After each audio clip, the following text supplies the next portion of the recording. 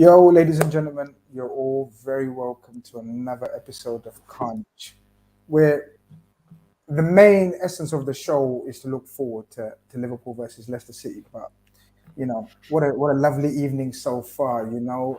Everton go to lose at Newcastle, another relegation threatened team, and then Man United go and draw at the bottom team, Burnley. So the night started off well.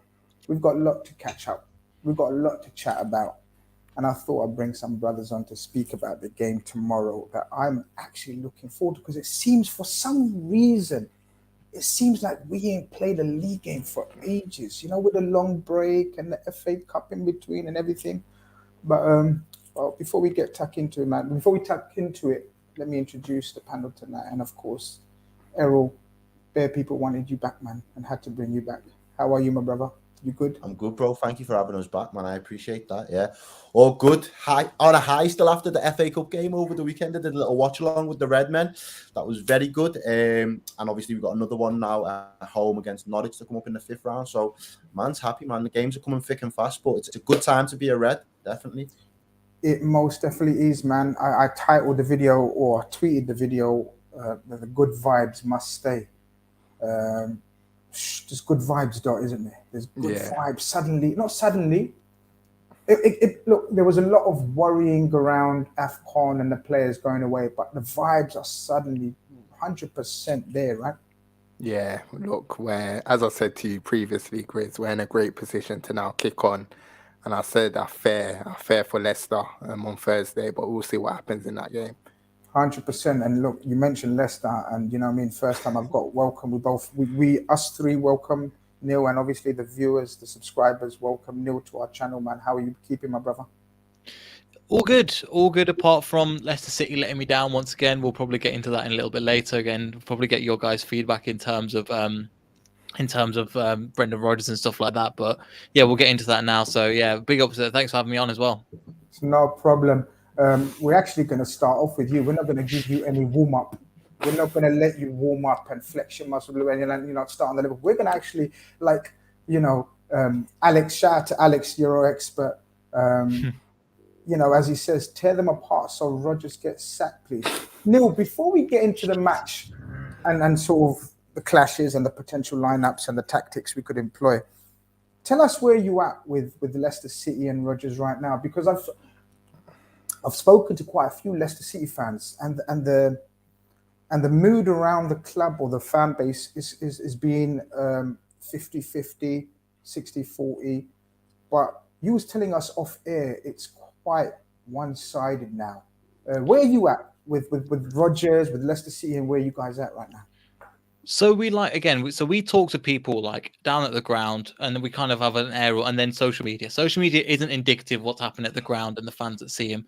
But the majority of people online we've seen, when we've done our own polls, 80% of people want Rodgers gone.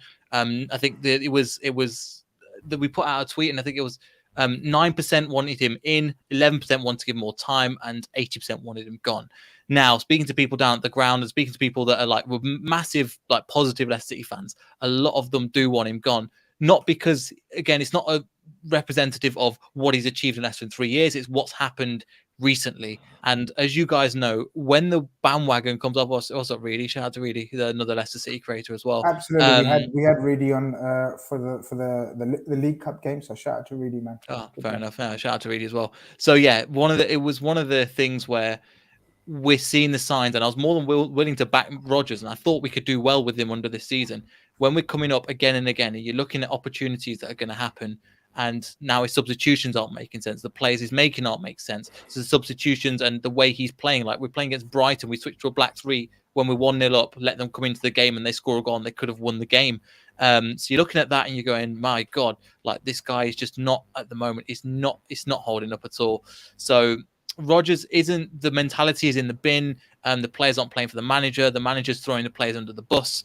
There's all sorts of implosions going on in Leicester City at the moment. So in terms of that, yeah, I think with Leicester City, it's not going well. However, anything's possible with us and the game that's going to come up as well. So you never know what's going to happen with Leicester City, but it's not looking good. Errol, listening to Neil there about talking about Brendan Rodgers and sort of when the wheels come off, they come off badly. Is there anything that sort of resonates with you of his time at Liverpool? Like we've seen this week, him throwing the players under the bus, and speaking on them. And I don't know, how do you see his time so far at Leicester? And like, obviously we're looking at it from the outside, but we've got a bit of inkling into how he operates and works. We've got previous with Rodgers, So how do you assess the situation right now? You know what? It's a hard one for me to put my finger on, to be honest with you, because obviously there are mitigating circumstances in terms of some of your key players have been injured for a sustained period of this season, and you look at that and think, if they are fit and available every week, are you still in the same form? These are his go-to guys that he relies on. The fact that he's not, I think the recruitment's probably been a little bit poor, which is not something that you can typically say with Leicester over the last, with the owners that you've had over the last 4 or 5 years. I think Leicester's recruitment has probably been up there. I was in a group chat with the lads the other week and we was talking about, who were the best run clubs in the Prem, and I put Leicester in the top 3 in terms of their overall package of everything, and like pound for pound in comparisons. So it has shocked me that the recruitment hasn't been to the level. I thought Daka was going to be a great addition for you.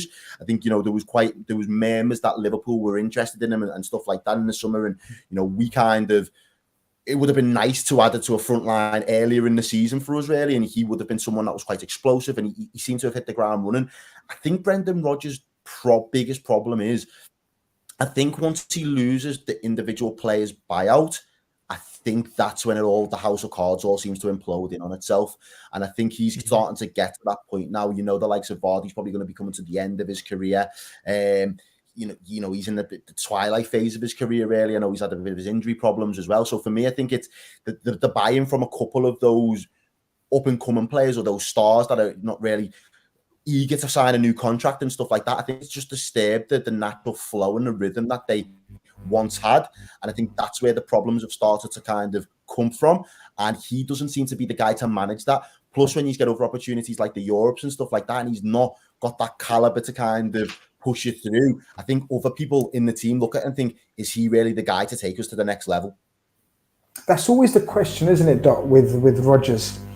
Teams always look at him, and people like media and fans from other clubs always look at him as a good coach.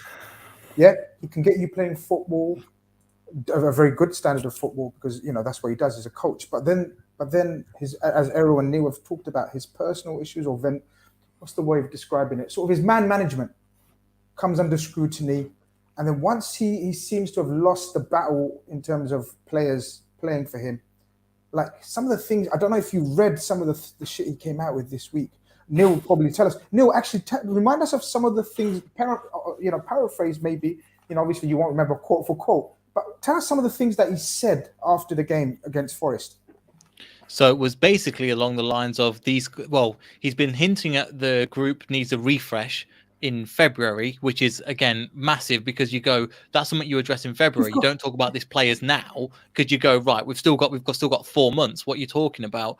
And that's obviously had an impact on the players. But he's basically came out and said, these players aren't good enough, paraphrasing, but the players that are leading the club aren't good enough. But saying that, he decided to bench somebody like Kasper Schmeichel. Jamie Vardy is injured, but you're thinking, why don't you play in a derby game? You want your strongest lineup, but especially since we're defending the FA Cup against our local rivals, you want Kasper Schmeichel on the pitch, who's going to lead from the back. He didn't decide to play him. So again, when he's talking about leaders, why did he bench one? Another example of kind of the hypocrisy that he does. But essentially, what he said is, Leicester City, that some of the players that we've stepped up and we've overachieved, they're not worthy, and they aren't putting in the performances that they should. I think I paraphrased it a little bit wrong, but it's more along the lines of, we need to get stuff. These players aren't good enough. Essentially, kind of a shot at the board, a shot at the management, and we'll get onto the recruitment a little bit in a bit, because there is some weird stuff. Again, Brenda's responsibility of why the recruitment's gone wrong as well. Doc, listening to that, what are you saying? Like, where was you? Let me take you back. Actually, where was you with Rodgers at Liverpool? Right. I like Brendan. No, say it if you like him. Like him. I'm a big fan of his. Where was you with him at the end of his time at Liverpool? And then, what do you think of the job he's done so far? I was obviously like disappointed that it didn't work out. Obviously, it was a sad day for me when he got sacked, but I think it was the right decision at the time because I do think he's a very good manager and a very good coach. So when he lost his job at Liverpool, yes, I was upset, but I think the board got it right, and I think it was 100% the right decision at the time. Yeah. And his time at Leicester? To be honest, I think these quotes are being blown out of proportion because I agree with him. The team have overachieved, and it gets to the point where you start to ask, how far can you actually take Leicester? You know, they've finished in the top 5 in the last 2 seasons, and they've missed out on Champions League back to back on the last game of the season. Where are Leicester meant to be? They don't have a wage bill that can compete with the top 4, the top 6. They don't have the quality of players to compete with the top 6. So where do you expect Leicester to be? Neil, I'm just going to come to Neil first, and then you come with it as well, because this is where I'm always arguing and fighting. Not only Leicester City, not fighting. What do you mean fighting, man? I'm a lover. I'm not a hater. I don't fight. You know what I mean? Let's start that shit again.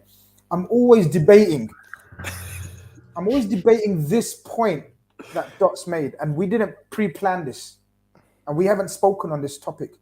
But I echo, right? So when I echoed his sentiments. Like when people tell me he should get sacked, Leicester City are 8th or 10th or something, or wherever they are, right? 10th or something.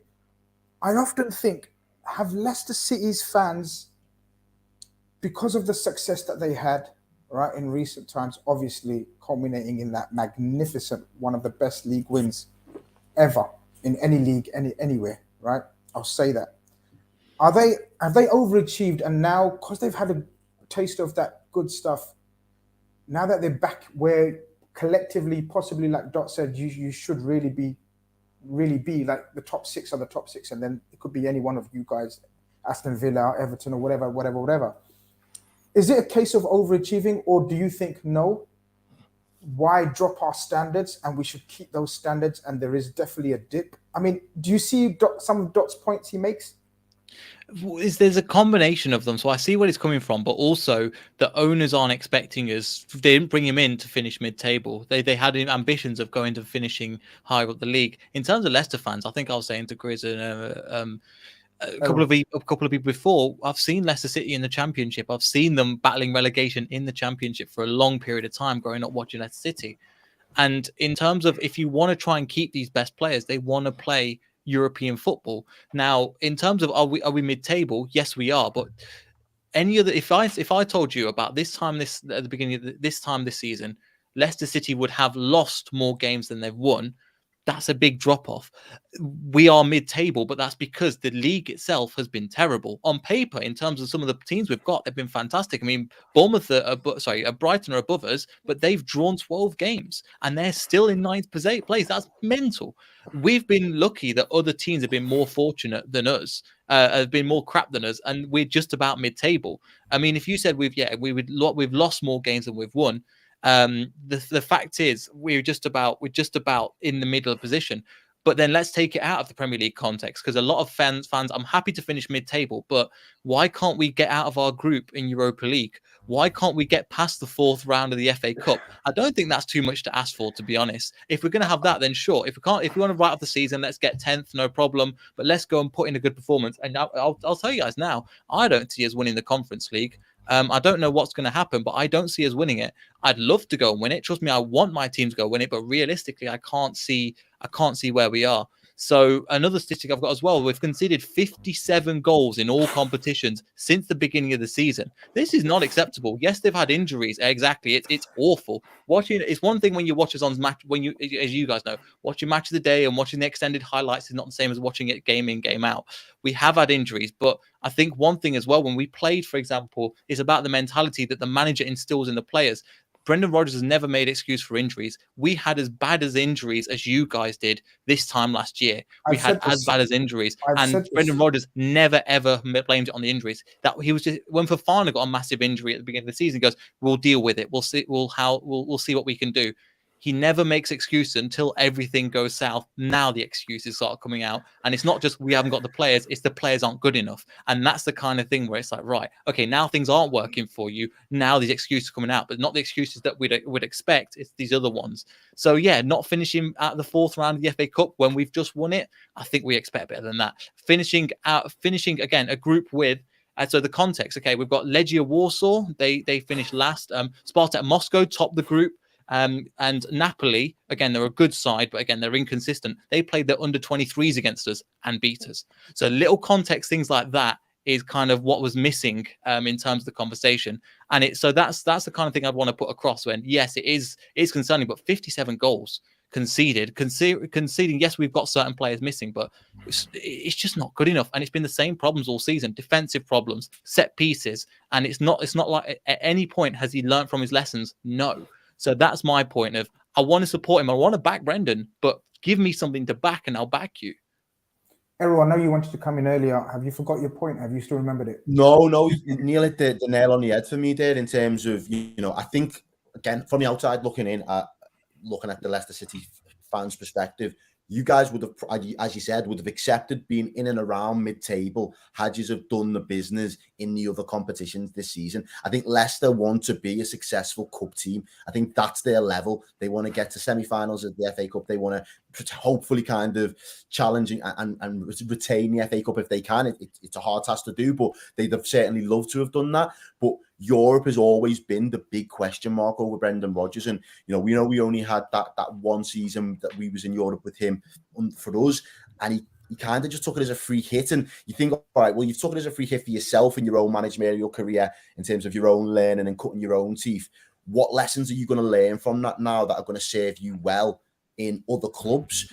As far as I can remember, he flopped with Celtic, if I'm not mistaken, in Europe a number of times. Europa and League, then yeah. come to in the Europa League, and then he's come to Leicester, and obviously not being able to get the league form to take us into the Champions League is one thing, but you can kind of give him a vibe for the fact that we won the FA Cup and we got Europa League, so they're big massive achievements for us. But then 2 seasons back to back, not being able to tinker with the team and get the best out of the team in those European games, which will ultimately take you to another level. It would give you more credibility. It would give you more credit in the bank.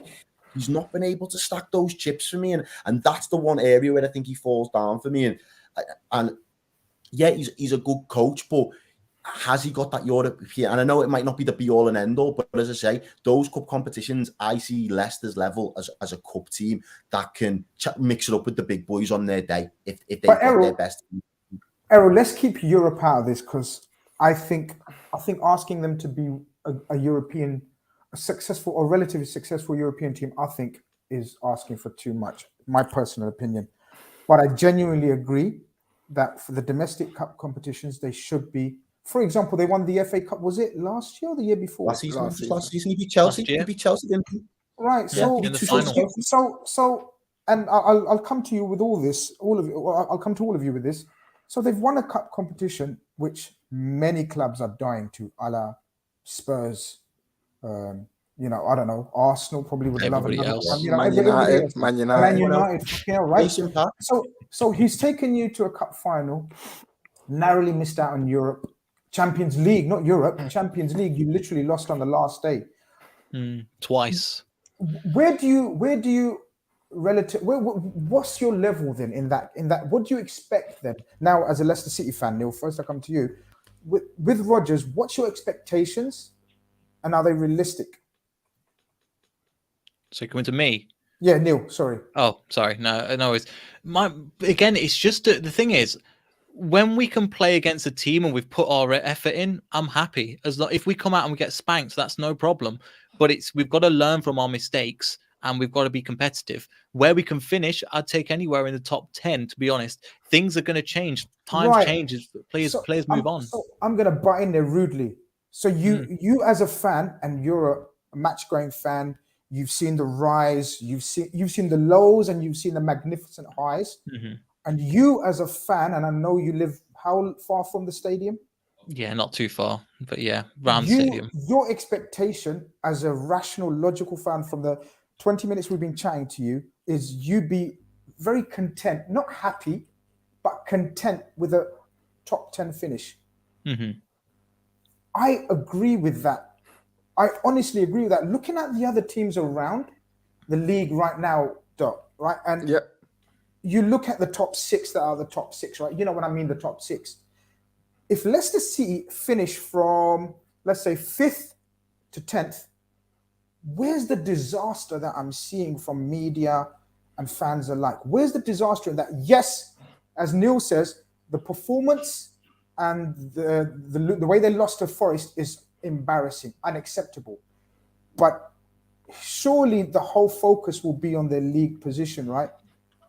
I think the problem is unrealistic expectations now. I think due to finishing 5th back-to-back, Leicester fans now... Let's not get that twisted. That's overachieving, in my opinion, anyway. Yeah, and I agree. That's what I said. You might think, the drop-off was too much. No, that's embarrassing. I think where you finish overall says a lot about where you are, how you are as a club. Well, you have to remember, for most of the last 2 seasons, Leicester was sitting either 3rd or 4th for upwards of 8 to 10 to 12 weeks. So it's only because they've been pipped at the final hurdle that they've dropped into that 5th position. So I'd say if they finished the 3rd and 4th, they've overachieved, but they've kind of shown that they can mix it up and disturb the status quo of the big 6. It's what but is that the expectation from the fan base? Is that unrealistic, Errol? Yeah, I think it's to sustain that. Yeah, I think that's unrealistic because 100%. At the end of the day, you have to keep getting your recruitment right, and it's difficult when you're spending 15-20 mil, and then the top 6 clubs have the luxury of spending 50 mil, and if it goes wrong, they spend 50 mil again. Eventually the gap is gonna cut. And look, I've got a contact very close to Leicester, and he was like, at the end of the day, the players are mentally knackered, giving it their all back-to-back seasons and not getting top 4 on any of the seasons when they've played at their very best level. There has to be a big drop-off. But this is where the manager has to find a way to steady the ship and find a solution to get Leicester back to how they were playing. But I think it's a bit harsh if I'm being honest. I think Leicester fans are jumping the gun saying that Brendan needs to go. Look, every footballer that I've spoken to, off record, on record, they say Brendan is a top guy. I've got a relationship with him. He's a top guy. He's proper. So I think this is a guy that he actually wants to do well for Leicester. Obviously, he's going through a rough patch, and I think this is his first rough patch as manager. You guys need to stick by him. And I think in the summer, there was a lot of movement in terms of the recruitment structure at the club. Jose Fontes, one of the highly rated scouts, Portuguese scout, he left to go Roma. And I'm not sure if Lee Congleton has left already, but there's rumours that he's going to be leaving soon as well. And one thing that I heard about Leicester is that a lot of the people behind the scenes, a lot of the people that are driving the recruitment, they don't get the credit. And that's why eventually they want to leave. And eventually, if it's going to be like that, the recruitment structure is eventually going to break down. And I think that's what we're seeing. I think you've nailed it, but that's just mine and yours opinion. We'll get the others. Because I'll tell you why, Neil. What Dot said about your recruitment is spot on. You have punched above your weight because your recruitment, very similar to Liverpool's, but on a lower scale, we obviously on a higher scale, has your recruitment is based on statistic analysis. You know, you can't take risks. And so every buy has to be so astute. And if one goes wrong, or a couple have gone wrong that this season, so for example, we come onto your signings, Soyuncu and midfielder Sumare, right? And Dak, we'll come on to them. They have to be spot on every time. Transfers don't work like that. Everyone's going to have a hit rate of Liverpool. Like our hit rate, any transfer above 25 million is like 80%, guys, right? Everyone dot. We above 30 million, we don't get it wrong very rarely. Whereas clubs like Leicester can't afford to make mistakes. And if there's a couple of mistakes, you're going to drop a couple of levels. And then when what Dot's saying about the recruitment team, they've done such a brilliant work. Other clubs are watching them. Other people are watching these guys. These guys are some brilliant recruiters behind the scenes. Let's go and snap them. Let's go and take them away.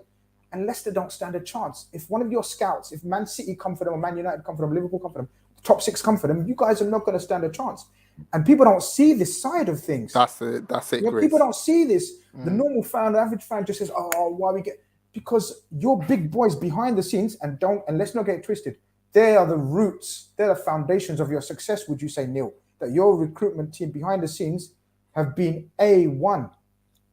So it starts again in terms of recruitment. Again, there's the different sides of looking at it. Obviously, yeah. In terms of Lee Congdon, he is still there. He's linked with the general manager job of Atlanta, but currently he's still at Leicester City. It was at Liverpool before that as well. So in terms of where we're going with in terms of Leicester City, it started all with Steve Walsh and Nigel Pearson. This was what the person that found Jamie Vardy, that found Riyad Mahrez, that found N'Golo Kante. He then left in 2016, and if you remember the year after we won the league, we have a disastrous window. Where did he move to?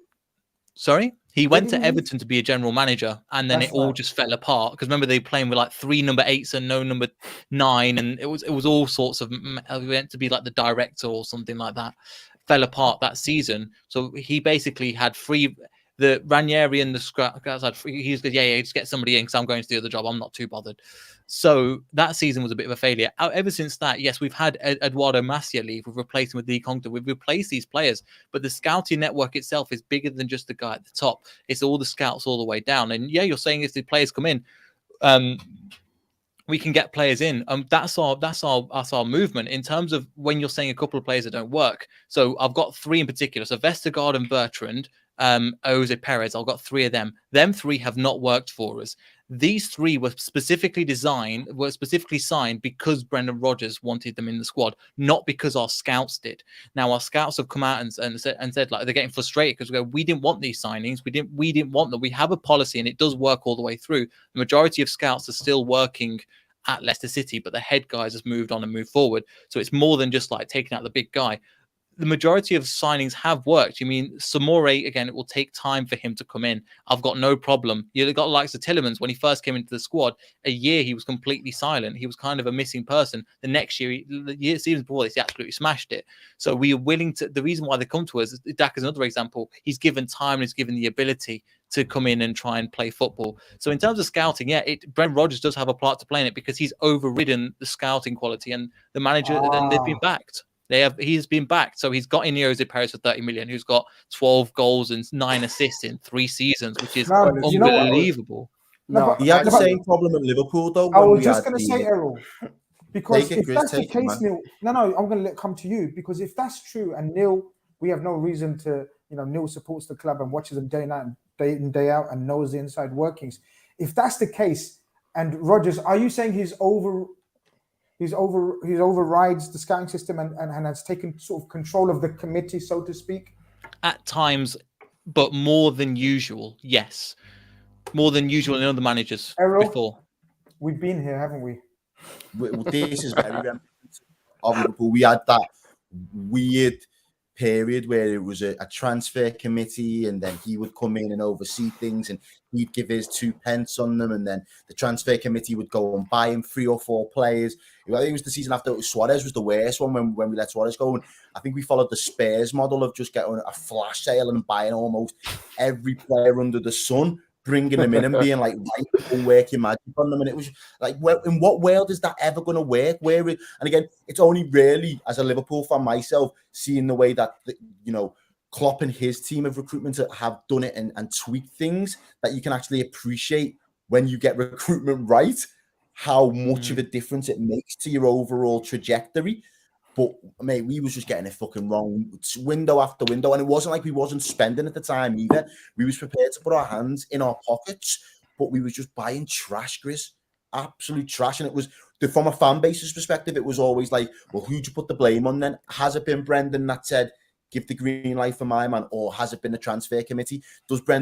Has he been forced to have these players and doesn't want to use them, which is why we're not seeing the best of them? Look, the transfer committee bought in Bobby Firmino. Brendan he didn't have a clue what to do with Firmino. He didn't have a clue. And then it was only after Klopp's gone, because Klopp's knew him from Hoffenheim and been like, you know what? This is where he needs to play. I'll get a player out of him. And even though it was a signing that was already there, it was one of the ones where Klopp was able to make it work. So that little things like that, it does make a huge difference in terms of your trajectory. And I think that's where Leicester had been doing so well, having that structure and policy in place. And if they've deviated away from that even just a little bit, there is always going to be that knock-on effect as far as I'm concerned, especially when Brendan's concerned, because he's got previous. Yeah. Dot, final say before we move on. No, I think it's difficult. I think from being a neutral, I never understood the Ayoze Perez signing. I think when he was signed, I spoke to someone that looks at data like halfway through the season, and when you like see his goal breakdown at Newcastle, it was always like in 3-0 wins or like the fourth goal of a 4-0 win. He never scored important goals. Like he never opened the deadlock. So I never understood that signing from the get-go. And yeah, I do agree that was probably a Brendan Rodgers like pushing for that signing. But look, at the end of the day, everyone makes mistakes. And when, bad transfers happen, no one really wants to take accountability. But I think the whole transfer committee need to take accountability for signings like Perez and, all the other signings that have failed. But look, there's still a long way to go in the season. I don't think Leicester season's over yet. I still think they've got a lot to play for in the league. And I think Brendan needs to find a steadied 11 and formation. I think the problem that he's had recently is that he's chopping and changing. 1 week I see Harvey Barnes in the lineup. The next week I see him back on the bench. 1 week Vardy's in. Next minute Vardy's back out. I think once Brendan can get a settled 11 with, Maddison playing centrally in that number 10 and then just filling in the positions around him, I think Leicester are in good hands personally. Neil, saying all this about your club and how we've started off, can you explain to us how you beat us a few weeks ago? Because you put a massive dent in our title aspirations. I felt and still feel. These two guys are going to try to sway my mind by the end of the show and say, Chris, shut up, man. It's not over. It's not over, but that was a huge dent. You had a 2-week break in that period, didn't you? Because of the COVID situations and whatnot, didn't you? We had Man City 2 days before. Yeah. Oh, I beg your pardon. Beg your pardon. Where you played the kids and the youth team and you saved it all for the... No. It was 6-3, the 6-3, yeah, Grizz. Yeah. We went in for both matches. Against Man City? Mm-hmm. No. Go and recheck your lineup. Against Man City, your lineup was... That's because of injuries, but we played our strongest team. But then you came... But the game at Filbert Street? When did you move out from Filbert Street? 2002. Trivia. Bit of trivia for you. Yeah. If you're on the ball. Okay. But when we turned up at your stadium, how the King hell Power. did you King Power, how did you manage to, thanks Stockman, you know how did you manage to beat us? What did you do differently? Or was it just pot luck on the day and us missing chance after chance after chance? Talk us through that game and your emotions. So coming into that game, I was watching it kind of like this, going, "Oh my god, I've seen us lose 6-3. We've got to Liverpool. They've had a break. Let's see." And then you put out pretty much the strongest team you could as well at the time. I remember, oh my god, right, we're gonna have to deal with this front three and see what we can do again against our no defense. I think what it was for 15 minutes, you guys kind of dominated us. But then it was the Salah penalty that was actually the big thing that spurred the Leicester fans on, because we've seen our team get trounced. If you put a couple of goals past us then everything falls apart because the mentality's gone. Because that penalty miss, everything just came up, and I was like, right, we're in this game now. Was you at that game? I wasn't. No, it was really hard to get tickets for that one. Yeah, I can imagine.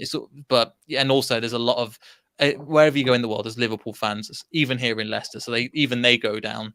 So it's even hard to get tickets for that one. But yeah, when we were talking about with that game, I think it changed then when the penalty was saved. And again, I was thinking that was going to go in, and then the players all kind of rose to the occasion. The fans rose to the occasion, and they kind of spurred on. And again, it was a combination of we put our bodies on the line, and you couldn't, when you had the opportunity, every ball was going left, right, center.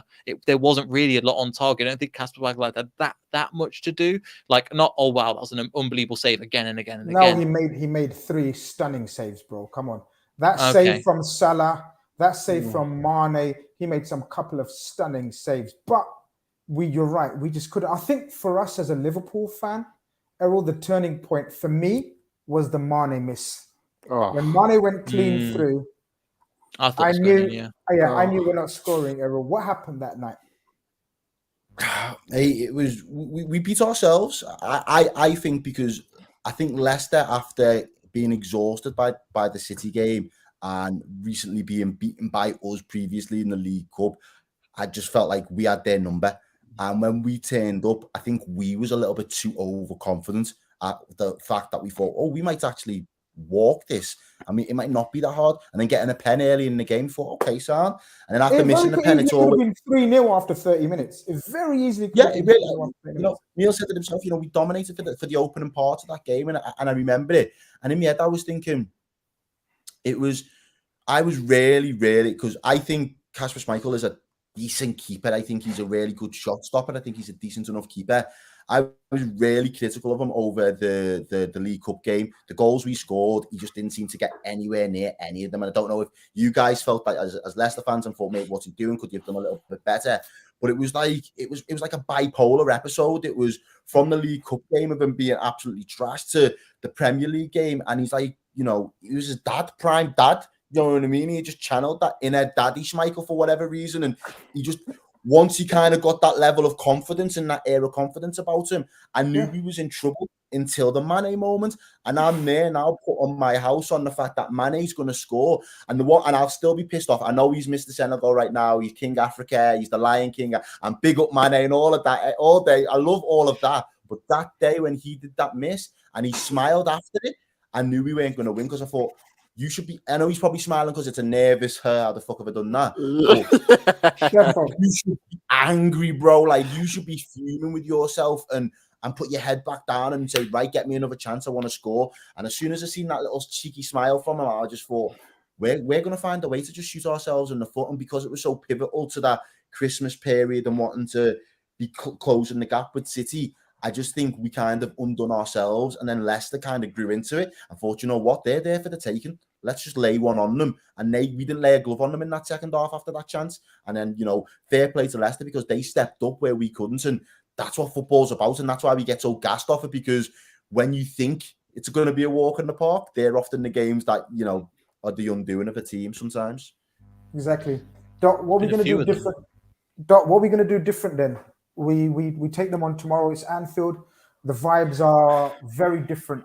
Both teams are, well, the vibes at Leicester are pretty similar to when they were there, right?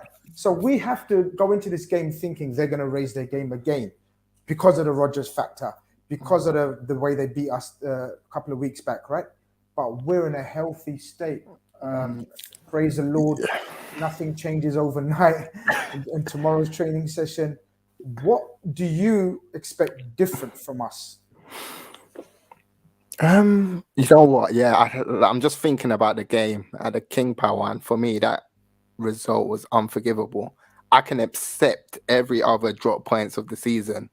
The Tottenham game, the Chelsea game, even when we were 2-0 up, the Brighton game, the Brentford game, I could accept all of them. But the Leicester one, that one was unforgivable, because that was the most confident I was going into a game since we hammered Man United. Like, I genuinely thought Leicester were going to get battered, you know, on that game. And a lot of the outrage on Twitter after was that was the worst performance of the season. And I don't think it was, because I think we were in control of the game and we missed a lot of chances. But the way we lost, we went 1-0 down and we didn't really fight to get back into the game, to really push them over the line to get a draw or something, just to keep in the title race. But I think on Thursday, as I said to you, Grizz, last week, I can only see one winner in terms of the two teams. I think the feel-good factor at Liverpool is scary at the moment. And I think the talent pool in terms of Harvey Elliott, Thiago, you know, Salah coming back with a point to prove he looks like he's ready to score a hat-trick. Did you see his face today? Did you see?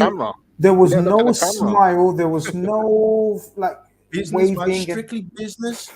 He looks like a man on a mission. I think he starts and I think he scores. Well, I don't know how Klopp says no to man like Mo. Because Mo's come back. Mo didn't step on that plane as soon as that game finished to come be a sub or not be involved against Leicester City. Grizz, all I'm saying is, I've said it to you previously, if Liverpool can get their first 11/12 on the pitch from now to the end of the season, the only games where I see us dropping points are potentially Manchester City at the Etihad and maybe Aston Villa, because of the whole Gerrard thing and all of that. I think every other game we should be winning. So Neil, I'll take that. Bro. I'll take that. Neil, knowing that, I mean, I don't know if you knew that we've got full squad of players, full health, except Sadio Mane, who's not going to be back in time. Man's, in fact, the way I tweeted a picture today where he's greeting the president of Senegal, but he's greeting him like he's the president.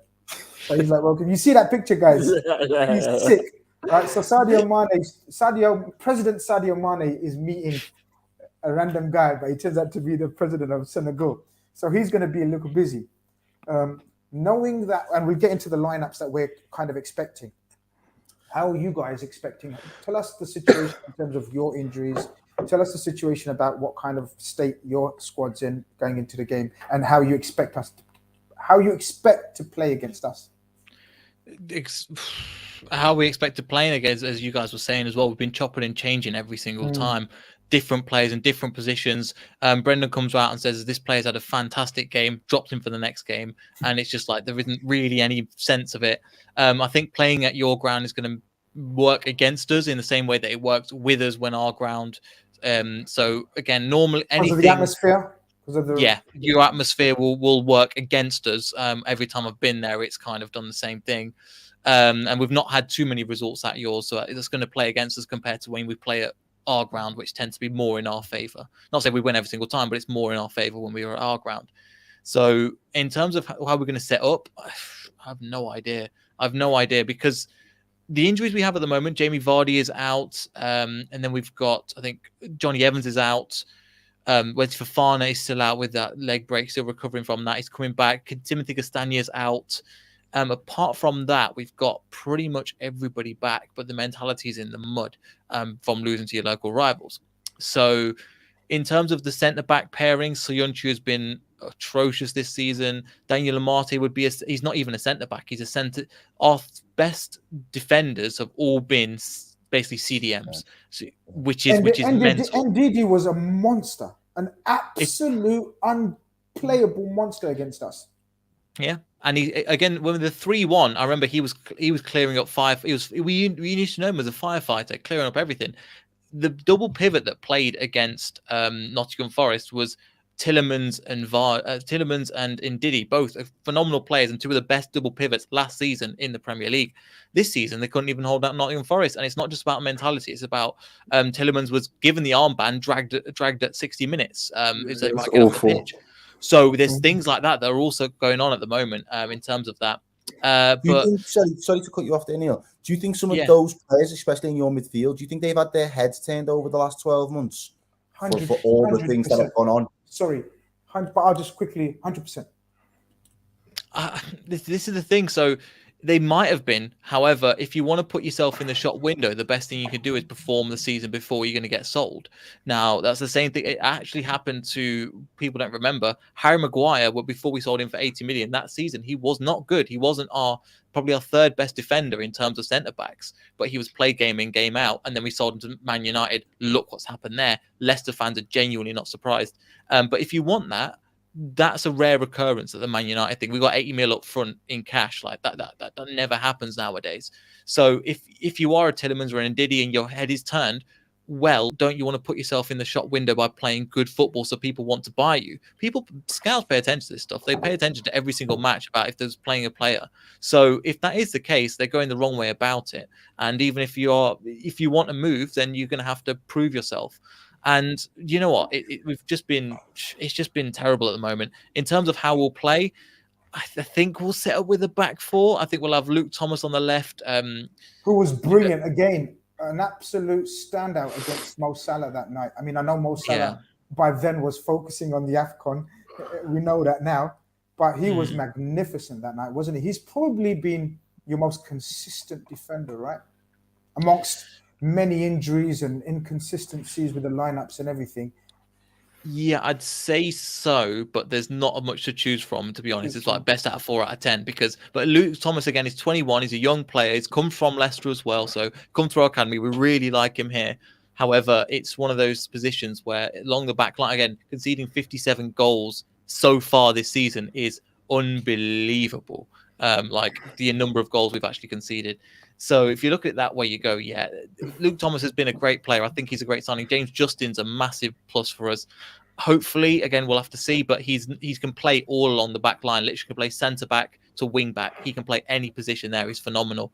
The main problem is going to be, I think, where you're going to have the most joy, carving through our midfield and our centre backs. I think that's where you're going to find the most joy. We can kind of hit you on the counter, and I don't know how Brendan wants to play and who's going to play, because it could be a 3-5-2. At the end of the day, when we were playing against Forest, nobody, from listening to the radio, from listening to the fans, from listening to nobody actually knew what formation we were playing. We were playing like James Justin was all the way playing as a left wing striker. We had no wingers on the pitch. We were playing Ricardo and Daka through the middle, and then it was 4 up front. It was awful, just all over the place. So the mentality in the bin. However, just beware that when Leicester City have these moments, like when we got rid of Claudio Ranieri, the team just turned up all of a sudden, or like when we played you guys last time, the team just turned up. Now, I'm not saying we're going to go and win, but I'm just saying anything's possible in this game. And I'm kind of over that Monday kind of, we're just so crap, man. I'm kind of mellowed out a little bit more, and it's more like, okay, anything can happen. I'm not expecting a win. I'm not expecting a draw, but just be competitive, man. Even if we lose 2-0 and we just put up a fight, I'm happy. So it's like that. That's kind of how I see it. It's kind of a free hit. Errol, how we setting up in your opinion? Look, we know Mose wants to play.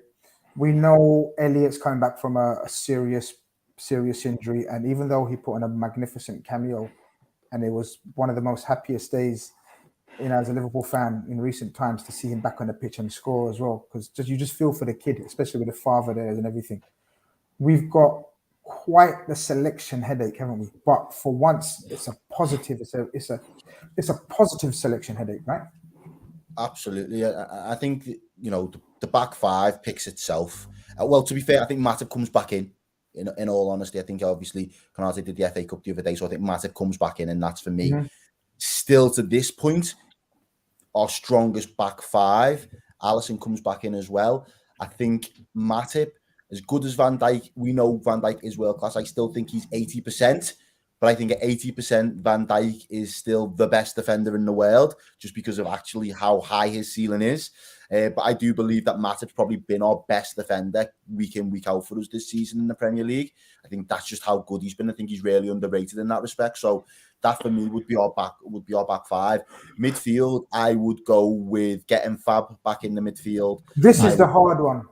Yeah, it is. This is where I always say midfield battles from a Liverpool perspective is where our games are won and lost, and that's where we've looked a bit flat in some games. I know Dot mentioned before, that the likes of the Brighton game and the Brentford game and stuff like that. And my feeling at the time when I watched those games, it was our game management. We was in positions of authority, and we was in positions where we had the chance to put the game to bed, but we didn't really manage the game from that midfield perspective. We didn't just start using that, taking the tempo or the sting out of the game. And I think that's where a player like Thiago was really useful for us.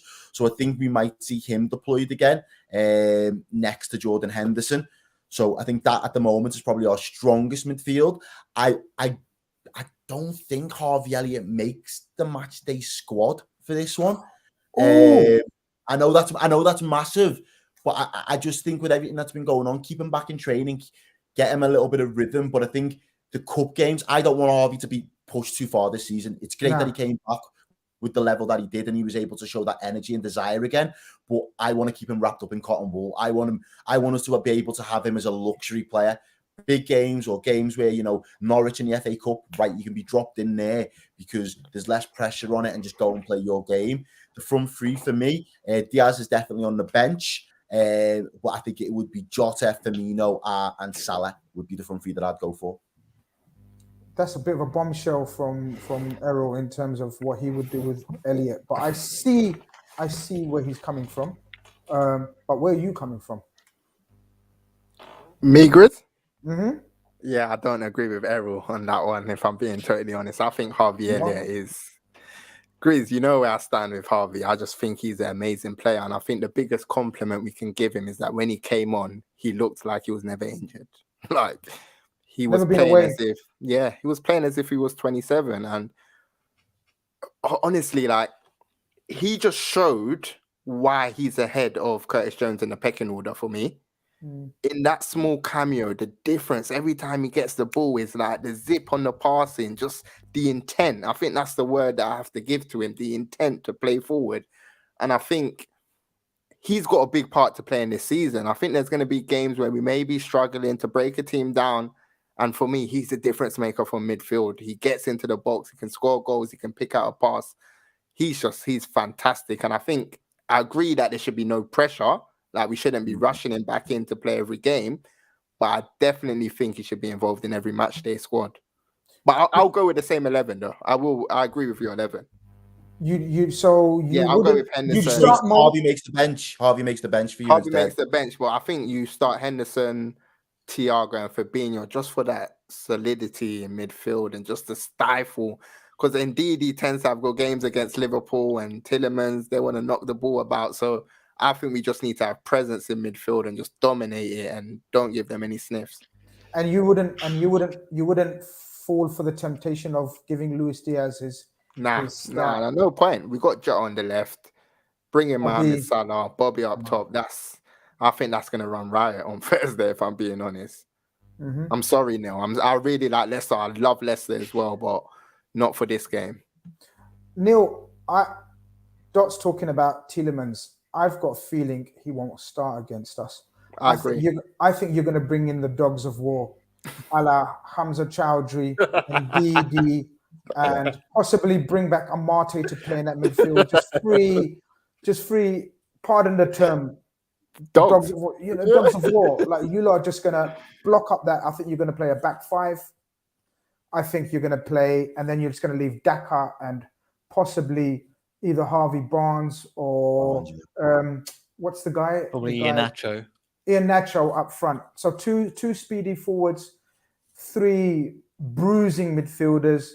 Tielemans take a seat, and then 5 at the back.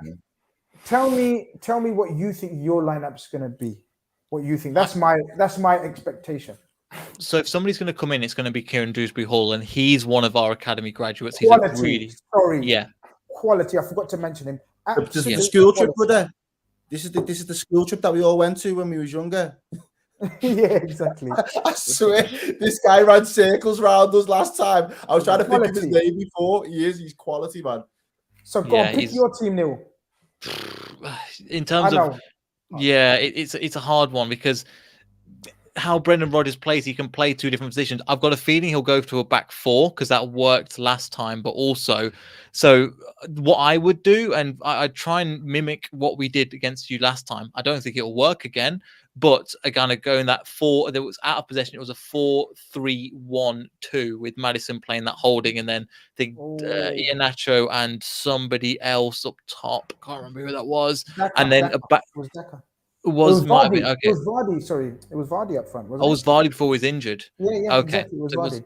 And then the back 4 was in Didi, who's actually been much better at centre back than he is at CDM, which is mind-boggling. And if you asked me that before the season starts, and then Daniel Amati, I play them 2. Don't really trust the other 2 at the moment. And then I play James Justin on that side and Luke Thomas on that side. And then the 3 in midfield, I think it was Dewsbury Hall, Chowdhury, and Samore. So kind of 3 just workhorses.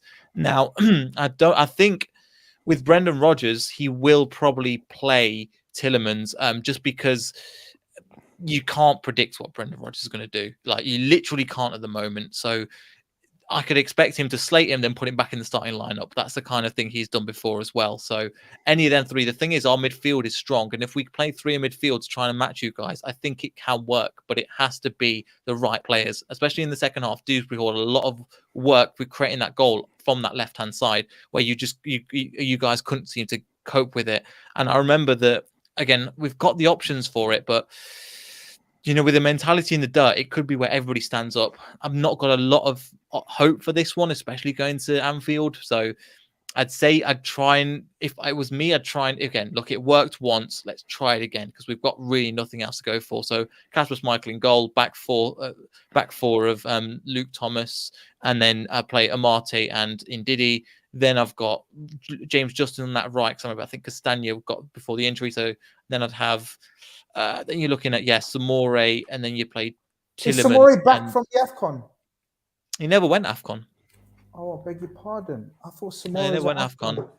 He's So played for Samori's France. there. So did he play the last game? Did he start the last game against Forest?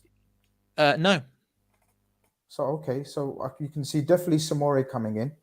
potentially. With Brendan Rodgers, you have no idea what he's You going to just do at don't the know. moment. It's just like everybody's in and he'll just like scramble it I together. think it's going to be. I think you're not going to play Ndidi at the back again. I think you're going to play Ndidi, Samori, and Madison. I think you're going to play. Yeah, That's my Madison in the opinion. cam. Yeah, I don't think Yeah. you're going to play Tielemans. I genuinely don't. Yeah, I agree. One of What- the clubs that's turned their heads is us. I know that for a fact as well. That we are sniffing around Ndidi big time. Tielemans, I beg your pardon, big time. I personally don't think he's the type of midfielder we need right now. Again, you two Liverpool brothers might disagree. I think he's a technically gifted player. But going into next season, I think we have those gifted technical players in Jones, Elliott, Thiago, Naby.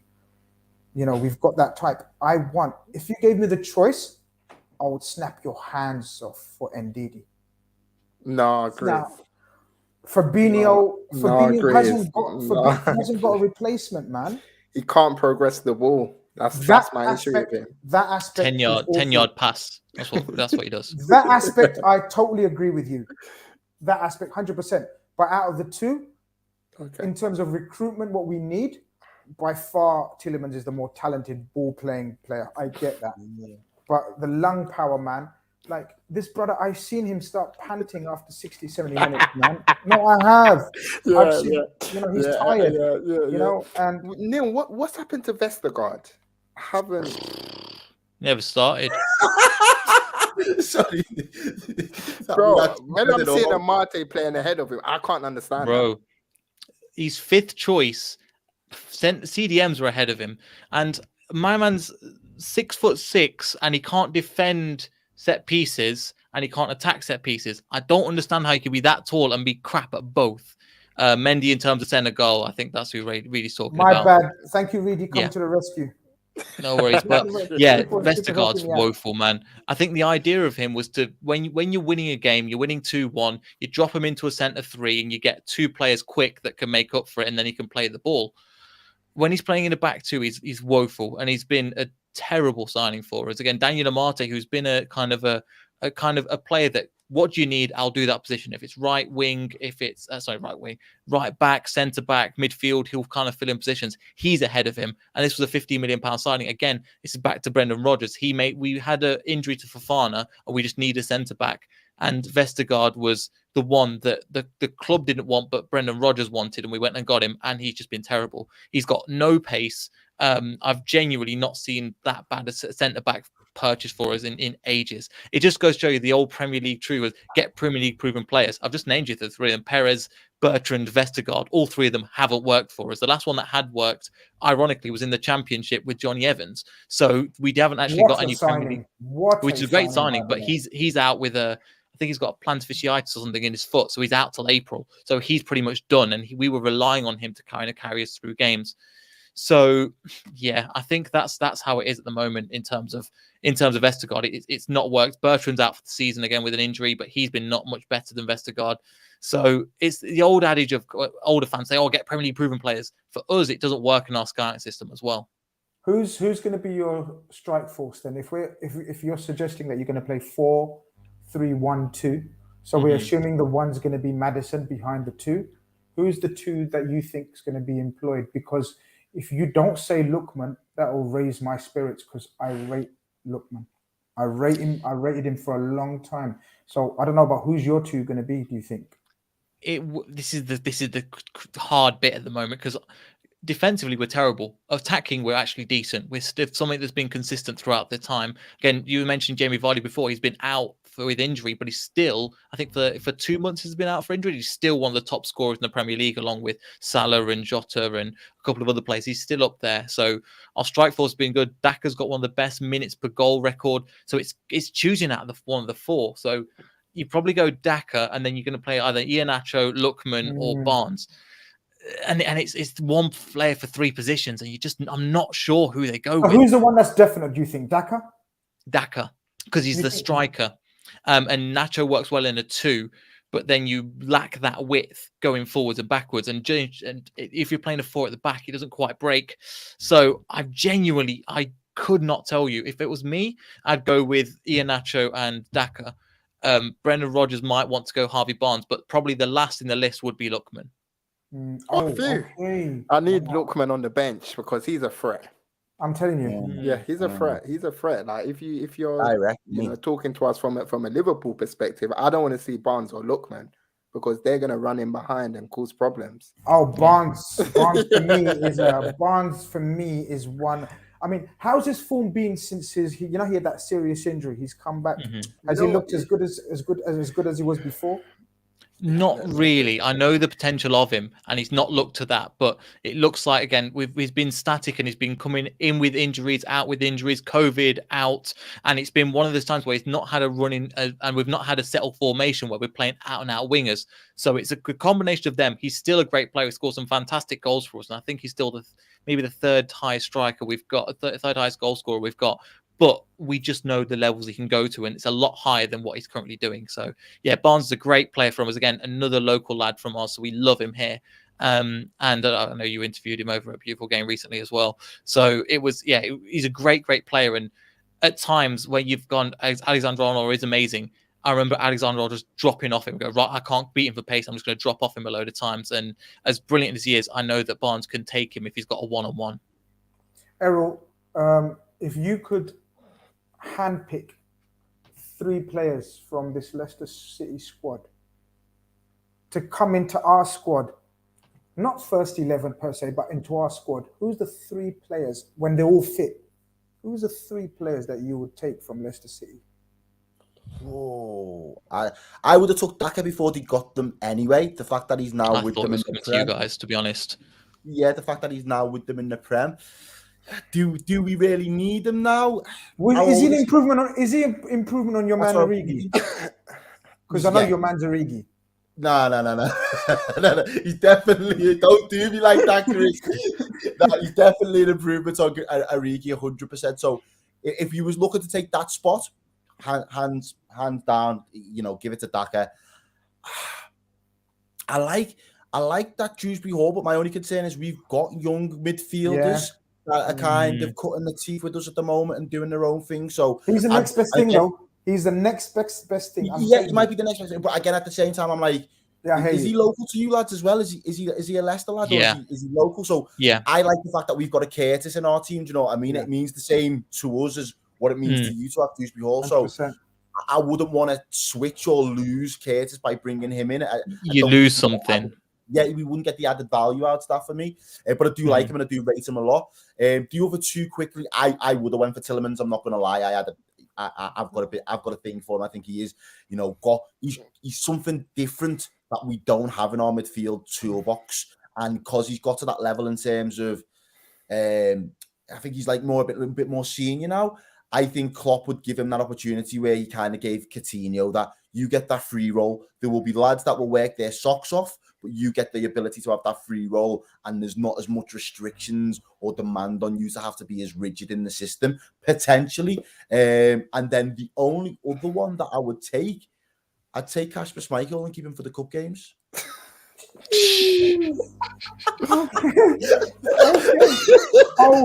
Cold ending there. But the thing is, I think there's quite a few. I would take. Sorry, go on now. No, I was saying in terms of like Ricardo Pereira, Timothy Castagna, another Wesley Fofana could be another one as well. 100% take Fofana. That was my. There's quite a few. He's injured at the minute, but yeah. I'll still take Harvey Barnes if I'm being totally honest. Give me 3. I know this is going to be hard for you because I know you rate a few of them boys. Harvey Barnes. Harvey Barnes. You can have Ward back. Oh, he was terrible in the car. He's left us as well. Gosh. No. Is he still there? Yeah, he's at still Leicester. There. He's still at Leicester. Terrible. I thought he's moved on. That goal from the corner, the header, like it was. I didn't understand that, but I would take Fofana. I'll take Harvey Barnes, and I'll take Maddison.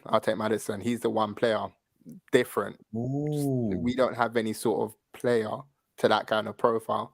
He's like the Coutinho replacement that we're missing. So I'll definitely take Maddison in a heartbeat. And I I'm think think under a he's got manager like Klopp, You think he he's got will the just mentality be. though? Yeah, I think under someone like Klopp, when you're training with the Salahs and the Manes and the Van Dijks and the Thiagos and the Hendersons, you have to have the mentality, or you won't cut it at Liverpool. I've got hot take. I'm coming with a hot take. So Harvey Barnes will be my number one. There's no ifs, buts, maybes. Harvey Barnes, 100%. I would take Daka. No, I don't well. rate Daka, you know. I think I as a don't rate backup, him. as a backup striker, just to replace Origi in the squad. But is he Just to better replace- is he better? Then Origi, yes. With All what day. evidence? Bro, he's younger in profile. He's definitely going to be more explosive. He scored more goals than Origi last He's season. more available. And he's available week in, week out. He scored or assessed less than 1 per 90, I think. So every time he's barely played. Bearing in mind, Jamie Vardy's been playing the majority of minutes. How old is he as well? But hold on, why are you guys arguing over my choices? Like, did I argue over your guys' choices? Sorry, like, show some respect, man. I'm doing my choices. You're like arguing over my. I didn't. You know what I mean? I'm not even got to my wild take yet. Here comes a wild take. I would have Castagne as an understudy to Trent Alexander-Arnold. Timothy Castagne was one hell of a signing. You know, I don't know. He's been injured or whatever, Neil, or he's got a consistent run. What a signing! What a player! With all due respect to Leicester City, that guy can operate at a higher level. He's a baller. Mm-hmm. But then you see why we're naming all these players, and you're going, well, why should we finish mid-table with that team? Do you see what I mean? That team is better than finishing mid-table. But Neil, then look at the players that you've mentioned that are out, and not out with small injuries. You're talking season enders, and we know, brothers, everyone, we know about season-ending injuries to crucial players, right? Grizz, so you've just mentioned Pereira, Castagne, Bertrand, Evans, Fofana. Who else? More injuries. There's been more. Grizz, you know what's crazy? Before Ricardo Pereira suffered that nasty injury that curtailed his season, unbelievable. He was the second best right back in the Premier League. Yeah, he was better than. So this is a fantastic player, but he just hasn't reached the level because of injury, confidence. I don't know what it is. Even this but when I watch him, he still looks good. When I watch him, he still looks good. So I don't know what Brendan has on him, but when I watch him, he still looks like one of Leicester's better players. You don't expect him to start tomorrow, Neil? Pereira, is he fit? He is, but it could be an option, but he's just coming back from injury, and every time you've got to nurse these players in, and he's just come back. Remember the Morton came in with a stupid tackle and it broke his leg since that game. Yeah. So he's just coming back from that one. So that's why he was subbed at half time or something. So you can't just go, here you go, against Liverpool, because they'll just batter you and he'll end up coming off again. So we've got to nurse these players back in, and they take time. And he's not young. He's 28. As a wing back or as a full back, you need to give him time and able to adjust to that. And I think James Justin is the better alternative because he's younger and also he's come back through injury a little bit more. But he is an option for us. Our full backs are unbelievable if they're all fit. Yeah, absolutely. Blue chips in the building. Avi always comes with the shouts of old school. The days of Muzzy Izzet and Neil Lennon. Muzzy Izzet was one underrated player. You know that. He was very, very not underrated. a Leicester. He's kind of a legend in our. He's no, fourth. Yeah, absolutely. You guys must think he's a legend. Errol, first and foremost, there's nearly 300 of you guys, and I haven't even asked for a like. Can you smash the like button before we end the stream? We're going to end it very, very soon now with some predictions. No, Grizz, I agree with Avi. Daka, what are you smoking, Grizz? I just saw the comment. Okay, so you want to come for me? Look, what I'm saying is Origi. I see a very similar profile when Origi first came to us, right? So Origi didn't have a brilliant season in his last season in France. Do you remember he had that horrible, Yeah. He was a young, next bright thing. We were told that he has every tool in the box in terms of pace, power, everything. From what I saw of Daka in Austria, I thought very similar profile, very quick, plays on the last man. I think Daka would be very happy to be an understudy like Origi was. I just think Daka will be more available. I think he's basically the reasons. I'm going to copy Errol's reasons. I think that's why I would take him. Don't get me wrong. I don't think he would replace any of our main boys. Now that we've got Luis Diaz, of course, it makes it a bit awkward, but I think he would be a better option than Origi and Minamino. And I would turf them too and bring in Daka. That's just my opinion. But go on, what are you saying? Yeah, that's fair enough. That's just my reasons, man. Yeah. I don't think he would displace any of our big boys. I'm not going there. But I think he's better than Minamino and Origi, in my humble opinion. Last thing from me, I think Brendan has been very harsh to Kelechi Iheanacho. I think he literally took the season by the scruff of his neck last season. Yeah. And then he became the main man. He was carrying Leicester. When Jamie Vardy went on a goal drive, it was Iheanacho that was stepping up, scoring, assisting.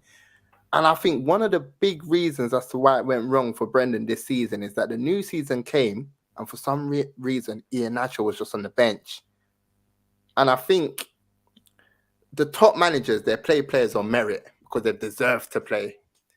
And I think Brendan went a bit backwards, going back to Iheanacho on the bench and going back to his tried and trusted, his first 11. Whereas I think Iheanacho's form made him a guaranteed starter for this season. And every time I watch him, he still looks like one of Leicester's best players this season. So I think Brendan, the treatment of him has been very, very questionable, if I'm being honest. What are you saying, Neil? No, I think you're right. And a lot of fans, especially towards the beginning of the season, were crying out for Iheanacho to start, and he just wouldn't start for whatever reason. He wouldn't start, and he was still coming off the bench and scoring and assisting.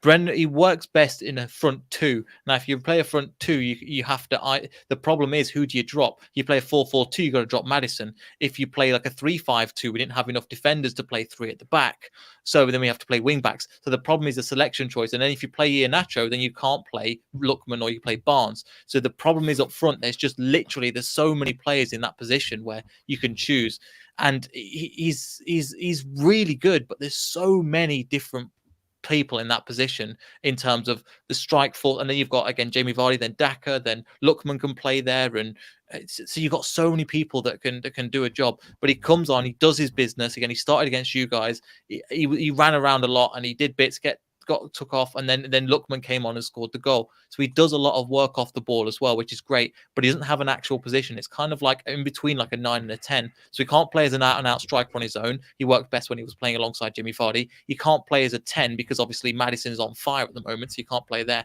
So I do understand Brendan Rodgers. However, he does, in my opinion, he doesn't get enough praise and he doesn't get enough starts as probably he deserves.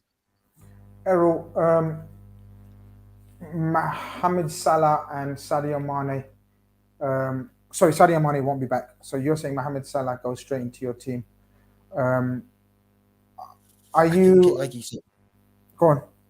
I think like you said before, he doesn't get on a private jet to come and sit on the bench at Leicester. For the Leicester game, I just don't see him wanting to do that. I don't see how Klopp can keep him on or put him on the bench. I think it's the other way around. You'll get 60 minutes out of him, and then Klopp might say, right now, park your ass on the bench. I think it might be the better balance. There's definitely going to be conversations with the sports science team because we know we're big on that. Jurgen Klopp has been known to go with their call. He's the opposite. You know the beauty of Jurgen Klopp, and I know Dot's got personal links to Brendan as well, but I'm going to have to say it how it is, yeah? The difference... One massive difference between Jurgen Klopp and Brendan Rodgers that I see is the humility towards the surrounding people that he's working with.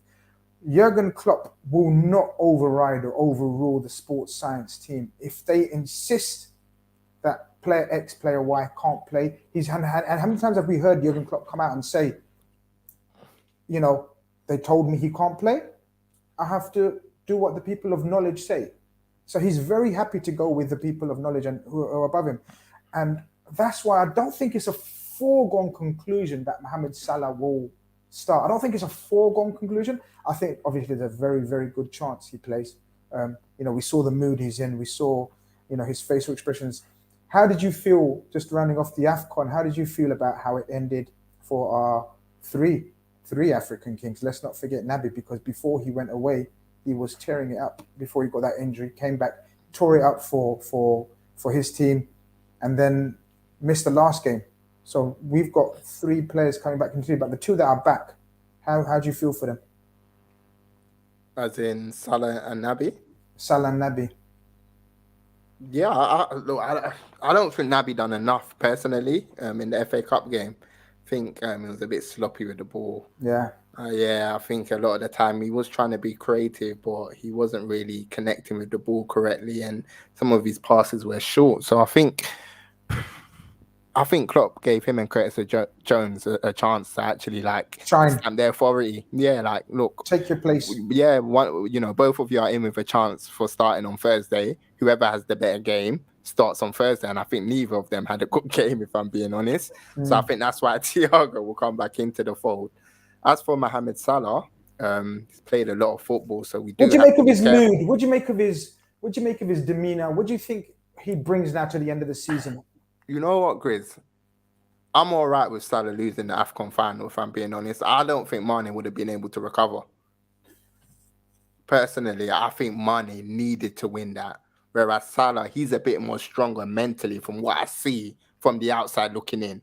I don't know them, but from what I see, Salah seems more mentally robust than Mane. So I think Salah is just going to be on a streak to just break every single record from now until the end of the season, if I'm being honest. Errol, you feel the same situation, or did you favour 100%. Salah, or what? How do you feel? If we thought at this point last season when Salah put that tweet out that we're going to go out like champions, you better believe my man is going to drag us as far as he can drag us in every single competition this season. Make no doubt about it. And that to me is a scary prospect, because if Salah's in that mood and you've got a Mane that's rejuvenated, high on life, got confidence, the whole squad, as you said, the title of this, the vibe right now, it's just we're on a trajectory that I haven't seen really from this Liverpool side. I know we absolutely smashed the league the season we won at 19-20, but in terms of having our fingers in all the pies and having a foot in all of the competitions, we ain't been in four competitions in February for 83 or something, 85, yeah, something like that. So before I was alive, bro. So this is a first for me, and I've just got to enjoy it for as long as it lasts. Like, I seen that picture or the clip of at the end of Mane's hugging Salah, and he's telling him, he's whispering to him, and obviously we can't hear it. And I was like, my guy's saying to him, we're winning all four this season. Do you know what I mean? And whether or not we as fans choose to believe it, I genuinely think that's in their mindset. Our two Egyptian kings have already been in a final. They've got the taste for it. The team has got a final at the end of this month. The whole team's going to get a taste for it.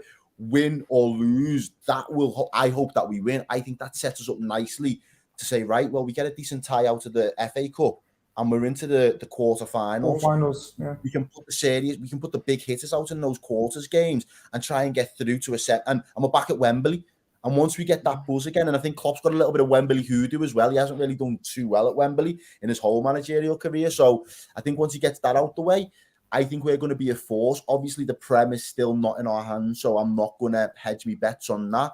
But I think we could be that team that this year that takes the cups and goes deep into the Champions League. And I think that's what our talisman and Salah will be aiming for. Dot, you back in that? Yeah, I am. I think the only real concern for me from a form perspective is Bobby Firmino. And Grizz, I said it last week in terms of the absence of Sadio Mane and Mohamed Salah. I really expect him to step up to the plate. And I haven't really been impressed in the last month, if I'm being honest. I think he had that great contribution where he flicked the ball against Arsenal to create the opening for the first goal. But he needs to be worried for his position in our best 11/12 at the moment, because I don't think he ever looks like scoring. When he gets the ball inside the penalty area, you never think a goal is actually going to come from his work. So I think the squad's in great health and there's no pressure on Bobby to score. But I think from a personal perspective, if he wants to fight for a new contract to stay at Liverpool for the rest of his career, he needs to show us some top form from now to the end of the season. Look, fair enough, man. Fair enough. And let's hope that Bobby turns out to be, because we haven't really discussed him. You're right. Maybe he turns out to be the surprise element. Whilst Leicester look out for Mane and Jota, Salah and Jota, Bobby comes up with a thing. I'm gonna go around one by one and give us your predictions. Neil, hit us with your prediction, bro. I got nothing for this one. I'll Go on. say 1-1 draw, just to be optimistic. Yeah, exactly. Fight your corner, bro. Come on. 1-1. Errol, what are you saying? I'm doing the watch along for this one with the Redmen, so I feel like whatever I say here, I'm gonna have to be consistent and say over there as well now. Be consistent. Consistency is key. That's it. But I'm going big. I think there's goals in this, and I think we're going to win 4-0. Sorry to be brutal, but I genuinely think we're going to put this to the sword. I feel the vibes. Watch this. Go on, Doc. My worry for Leicester is that if we beat them badly, I think there's a potential that Brendan may lose his job. That's just my personal opinion. Yeah, I see it being conclusive, Grizz. I see 3-0. I think 2 goals in the first half and then 1 70 to 80th minute just to seal the game. Is Neil, just very, very quickly, do you think there is a feeling that if there's a heavy beating, that Rodgers' job would be at risk? Is there a feeling amongst the fan base around the clubs? I think not just at the fan base, I think at the owners as well. They've tried to back him as much as they can, but at the same time, yeah, I think the mentality is the problem. You look at this, we conceded 1 to Nottingham Forest. Within a minute, it's 2. And then it's 3, then it's 4, and it could have been a lot more if Danny Warner hadn't stepped up as well. So once the first one goes in, it could be that time of like, right, number 2 is coming, number 3 is coming, because the heads just drop. And so you could be right, but I can't predict my team to get absolutely battered, even though it might be likely that it might happen. Look, I think we've built it up very nicely. I think we've done a very good job of building up. And if you guys haven't liked the stream, then you lot are cold, man. What's the matter with you guys? There's still over 320 of you guys. Like the stream on your way out, even if you didn't like my Daka shout, if you didn't like, if you didn't like Dot's defending of Brendan Rodgers, whatever the case may be, you know what I mean? Like the stream, man, before we go out. And people, we've built it up nicely. Let's see what happens tomorrow. I think it's going to be a cracking game. I think Leicester City. Thursday, Grizz. Thursday. I keep saying tomorrow, Thursday. Yeah, man. I wish it. Yeah, I wish it was tomorrow because I'm looking forward to it now. Yeah, because it does feel like we haven't played in the league for ages for some strange reason. Don't worry, we'll watch all the draws. Today we watch Man United, Everton. Tomorrow there's a few other teams, so we'll watch that. We'll see the main event on Thursday. No, today was dross, innit? Like that was bad, people. As I said in my intro as well, that was, Man United and Everton not being able to beat Newcastle and Burnley. Come on, them clubs need to fix up. But listen, stop talking about. Relegation. Stop talking about these clubs, man. Burnley were disappointed, man. That was the game in hand. They could have, They should have won that, man. Burnley would be disappointed with that. Disastrous result for Sean Dyche, man. He'd be fuming. How do we not beat these? Liverpool beat these 5-0. How do we not beat these? He's gonna be hurting tonight. We know that for a fact. But listen, let's hope Brendan Rodgers doesn't turn up and make it, this is cup final like he made it a few weeks ago. Yeah, about a few weeks ago, wasn't it? Let's hope we get the result tomorrow. We really appreciate Neil coming on, I should say. Neil, thank you very much, my friend. We wish you the best of luck for the rest of the season, except Thursday, my man. Thank you very much for coming on. Same vibe here as well. Thanks for having me. No problem. Man. And of course, used to, we catch up real soon, man. Errol and Dot, we catch up. People, this has been Carnage. I'm going to try to work out this intro and closing all on my own.